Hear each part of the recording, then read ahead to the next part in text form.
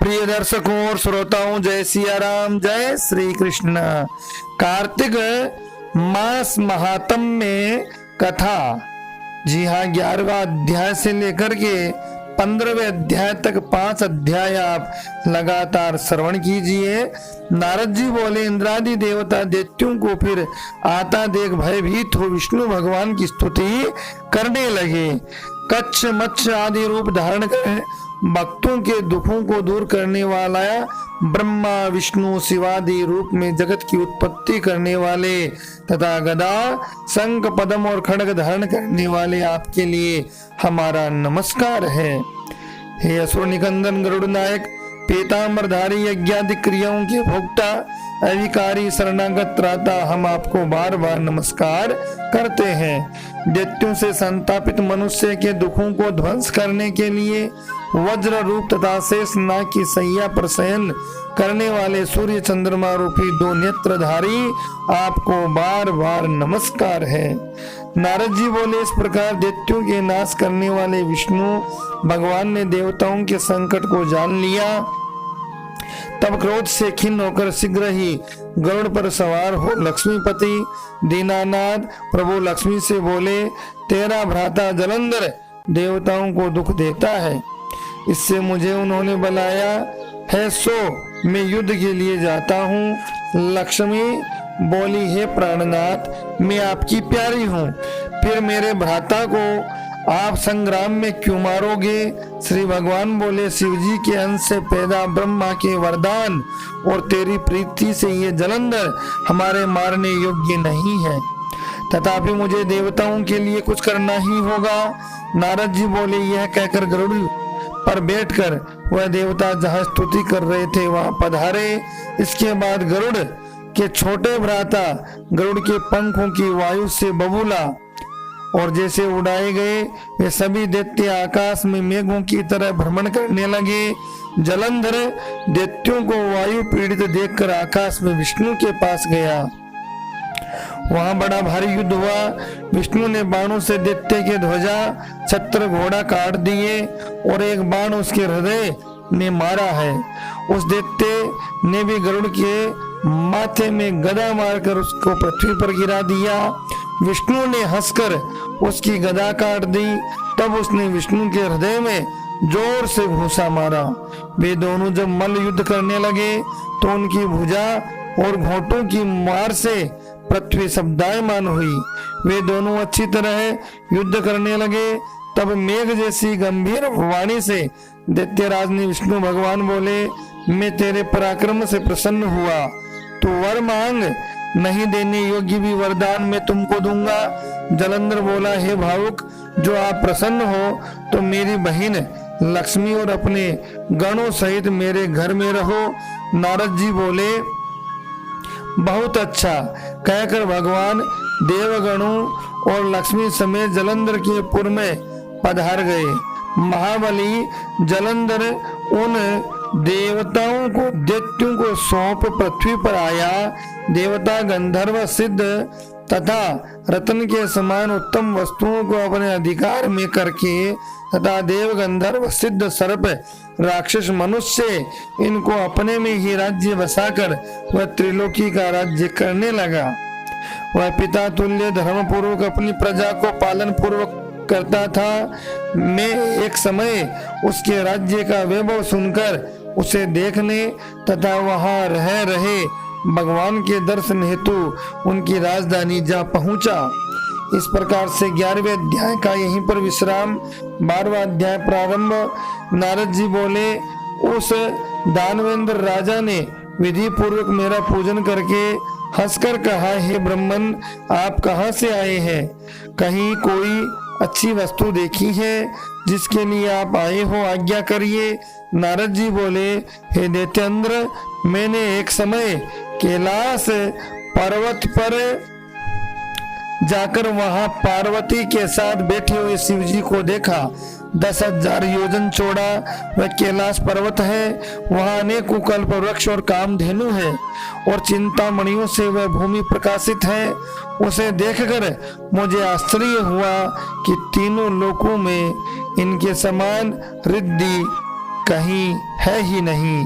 हे दैत्येंद्र, जब तुम्हारी रिद्धि भी मुझे याद नहीं आई तो उसके देखने के लिए मैं यहाँ आया हूँ। तुम्हारी रिद्धि को देखकर ऐसा लगता है कि त्रिलोकी में तुम्हारे समान भाग्यशाली कोई नहीं है। फिर भी स्त्री रत्न के बिना तुम्हारी उस सिद्धि को देखकर विचार करता हूँ कि महादेव जी के समान सुखी कोई त्रिलोकी में नहीं है। अप्सरा, नागकन्या आदि यद्यपि आपके यहाँ है तो भी पार्वती सी सुंदर नहीं है।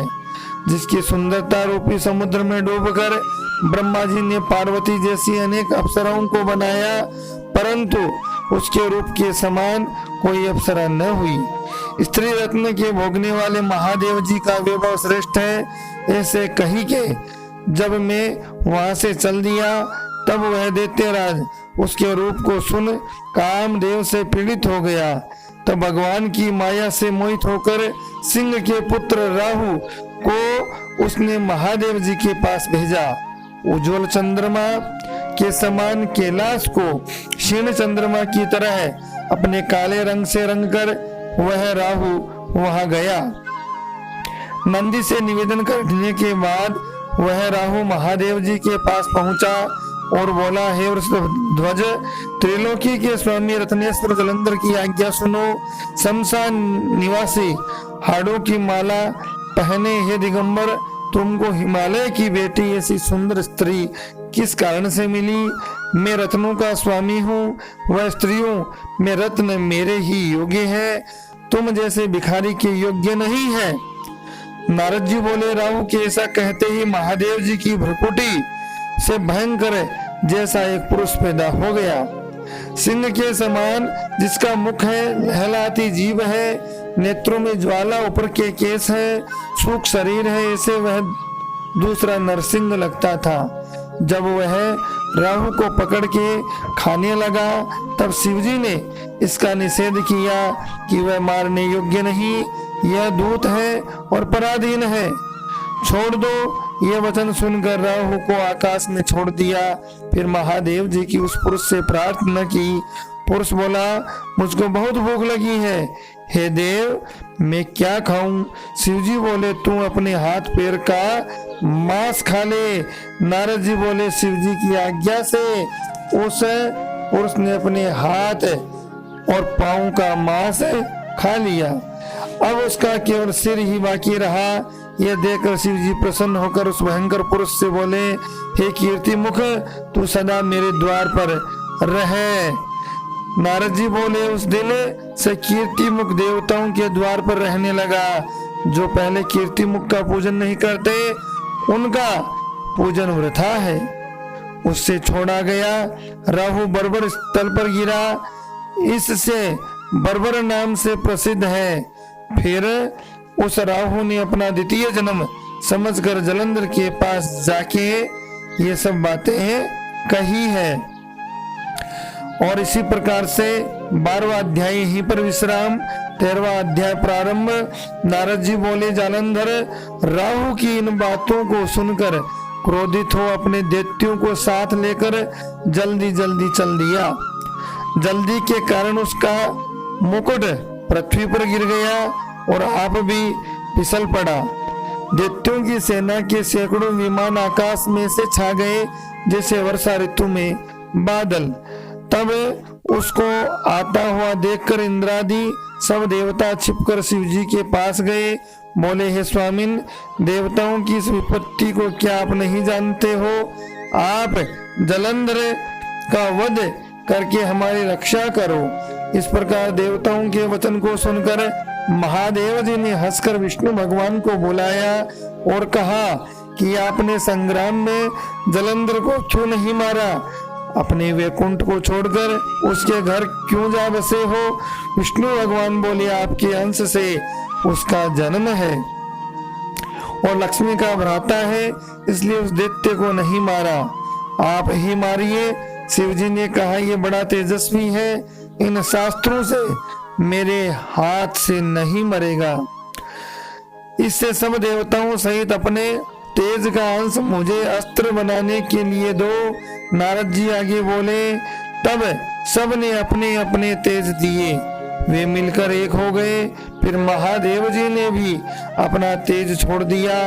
उस बड़े तेज को एकत्र कर एक भयंकर सुदर्शन चक्र बनाया गया।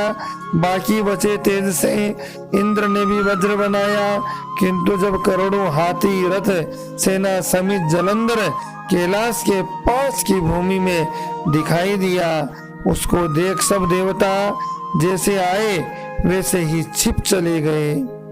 शिवजी के गण नंदी गणेश स्वामी की कार्तिकेय दी सब देवता महादेव जी की आज्ञा से युद्ध के लिए आए। वीरों को प्रसन्न करने वाले भेरी मृदंग शंख ध्वनियों तथा हाथी घोड़ा आदि रथों के चलने से भूमि कांपने लगी। शक्ति तोमर अर्थात इसी प्रकार से बाण मूसल फरसा आदि शस्त्रों से आकाश भर गया। युद्ध में मरे हुए दैत्य को मृत संजीवनी द्वारा शुक्राचार्य बार बार जीवित करने लगे। देवों ने शिवजी के पास जाकर शुक्राचार्य का सब चरित्र कहा। तब महादेव जी के मुख से भयंकर कृत्या राक्षसी पैदा हुई, जिसकी ताड़ वृक्ष के समान जांग गुफा के समान मुख था, और वह उस युद्ध में आकर असुरों का भक्षण करने लगी और शुक्राचार्य को अपनी भग में धर आकाश में अंतर ध्यान हो गई। अब देवता शुक्र को पकड़ा हुआ देखकर आनंद से दैत्यों को मारने लगे। शिवजी के गणों से भयभीत दैत्यों की सेना ऐसे अलग थलग हो गई जैसे वायु के वेग से चलने से तृण समूह बिखर जाता है। गणों के भय से भागी सेना को देखकर सेनापति निशुंभ शुंभ और कालनेमी अति क्रोध करके युद्ध में गए। वर्षा के बादलों की तरह इन तीनों ने बाणों की वर्षा करके शिवजी की सेना को घेर लिया। सैकड़ों बाणों से घायल हुए गणों के शरीर से रुधिर ऐसे बरसने लगा मानो बसंत ऋतु में टेसू का वृक्ष दिखाई देता है। तब फिर गिरते पड़ते वे सब गण तितर बितर होकर के युद्ध छोड़कर भाग गए। फिर नंदी गणेश और स्वामी कार्तिक अपनी सेना को भागी हुई देखकर क्रोध करके वेग से बढ़े, दैत्यों को बलपूर्वक रोक दिया। इसी प्रकार से 13वां अध्याय यहीं पर विश्राम। 14वां अध्याय जो है प्रारंभ होता है। नारद जी बोले, वे दैत्य नंदीश्वर गणेश जी स्वामी कार्तिक इत्यादि को देखकर द्वंद्व युद्ध के लिए दौड़े। कालनेमी नंदी के शुंभ, गणेश जी के व निशुंभ नंदी स्वामी कार्तिक जी के पास कवच धारण करके युद्ध के लिए जा पहुंचे। निशुंभ ने स्वामी कार्तिक के मोर के हृदय में 5 बाण मारे, वह मूर्छित होकर गिर गया। फिर कार्तिकेय शक्ति को उठाना ही चाहते थे कि निशुंभ ने अपनी शक्ति से उसकी शक्ति को काट दिया। नंदीश्वर ने सहस्त्र बाणों से कालनेमी का सारथी और घोड़ा काट दिया। कालनेमी ने क्रोध करके नंदी के धनुष को काट दिया। उस बलि ने कालनेमी की छाती में त्रिशूल मारा, त्रिशूल से उसका हृदय फट गया, घोड़े मर गए, सारथी मर गया। ऐसे कालनेमी ने फिर भी पर्वत खंडों से नंदीश्वर को गिरा दिया। इसके बाद अर्थात आगे का जो वर्णन है उसमें शुंभ रथ में बैठे हैं, गणेश जी मूषक पर बैठकर दोनों आपस में बाणों से लड़ने लगे। गणेश जी ने एक बाण शुंभ के हृदय में मार दिया, 3 बाण सारथी के हृदय में मारकर घायल कर दिया। फिर शुंभ ने भी कुपित होकर के मूषक और गणेश जी के बाण मार मेघ की तरह गर्जना की। बाणों के घायल मूषक जब नहीं चल सका तब गणेश जी उसके ऊपर से उतरकर पैदल चलने लगे। फिर गणेश जी ने फरसा मारकर शुंभ को पृथ्वी में गिरा दिया और आप मूषक पर बैठ गए। कालनेमी और निशुंभ दोनों ही बाणों से गणेश जी को मारने लगे जैसे कोई मनुष्य अंकुश से हाथी को मारता है। तब महाबली वीरभद्र गणेश जी को पीड़ित देखकर अनेक भूतों तथा कुष्मांड, भैरव, बेताल, योगिनी गण और पिशाच सहित दौड़कर आए। फिर किलकिला शब्द और सिंह की गर्जना से पर्ण हुए पृथ्वी कांपने लगी। वे भूमि पर दौड़कर दैत्यों को खाते और संग्राम में उछलते कूदते थे। नंदीश्वर और स्वामी कार्तिक सावधानी से संग्राम में बाणों से दैत्यों को मारने लगे। छिन्न भिन्न मरी हुई तथा शिवजी के गणों से खाई हुई दैत्यों की सेना व्याकुल और उदास हो गई। तब जलंधर सेना को छिन्न भिन्न देख बड़ी ध्वजा वाले रथ में बैठकर गणों के सन्मुख आया। उस समय जलंधर के बाणों से पृथ्वी ऐसे ढक गई जैसे आकाश कोहरे से ढक जाता है। उसने 5 बाण गणेश जी के, 9 बाण नंदी जी के, 20 बाण वीरभद्र के मारे और मेघ की तरह गरजने लगा। तब कार्तिक ने एक शक्ति दैत्य की मारी, जिसके प्रहार से दैत्य का चित्त व्याकुल हो गया। फिर उसने भी क्रोध में आकर गदा लेकर स्वामी कार्तिक की मारी। गदा के लगने से वे भूमि पर गिर पड़े। इस तरह नंदी को भी पृथ्वी पर गिरा दिया। फिर गणेश जी ने क्रोध में अपने फरसा से उसकी गर्दन काट दी। वीरभद्र ने 3 बाण दैत्य के मारे। 7 बाणों से उसका घोड़ा, ध्वजा, धनुष और छत्र काट दिए। दैत्यराज ने भयंकर शक्ति से गणेश जी को गिरा दिया और दूसरे रथ में बैठकर वीरभद्र के पास आया। सूर्य के समान तेज वाले वे वीर आपस में लड़ने लगे। वीरभद्र ने बाणों से उसके घोड़े गिरा दिए और धनुष काट दिया।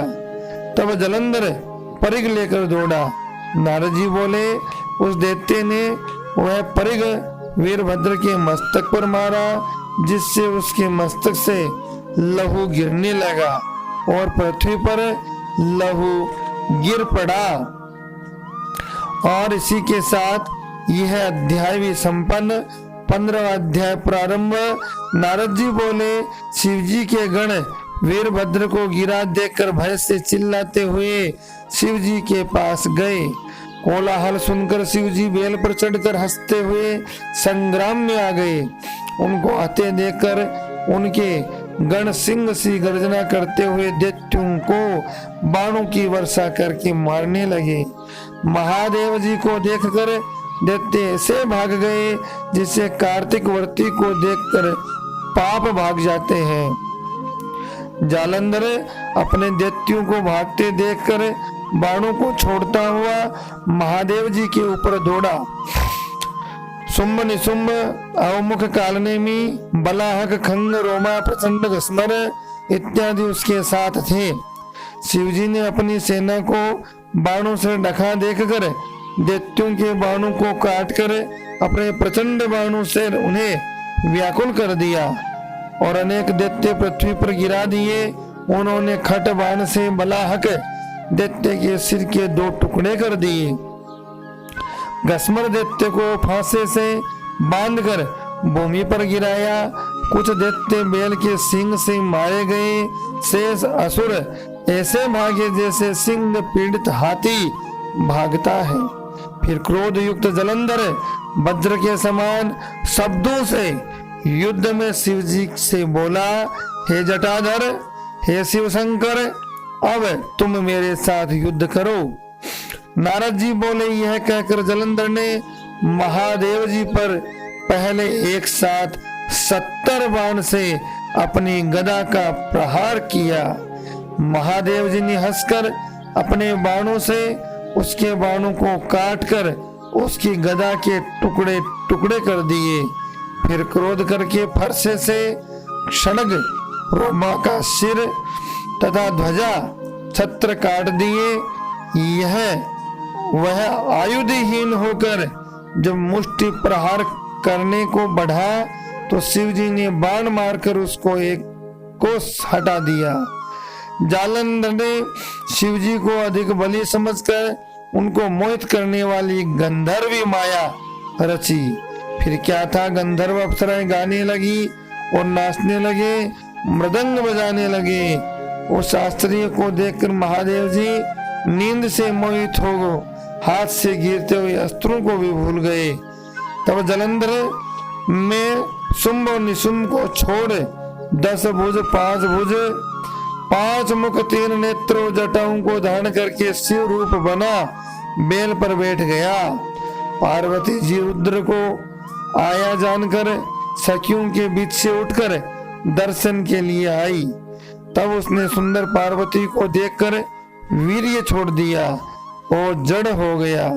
तब गौरी दैत्य को जानकर शीघ्र ही वहीं से अंतर ध्यान हो उत्तर दिशा में मान सरोवर चली गई। बिजली की चमक की तरह पार्वती को वहां से गई देख जलंधर युद्ध में शिवजी के पास गया।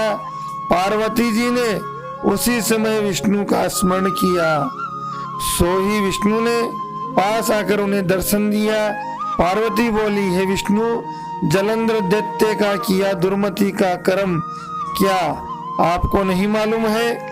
श्री भगवान बोले, जैसे वह तुमको छलने से आया है उसी प्रकार हम भी उसकी स्त्री के साथ छल करेंगे, क्योंकि उसकी स्त्री पतिव्रता होने से वह मारा नहीं जा सकता।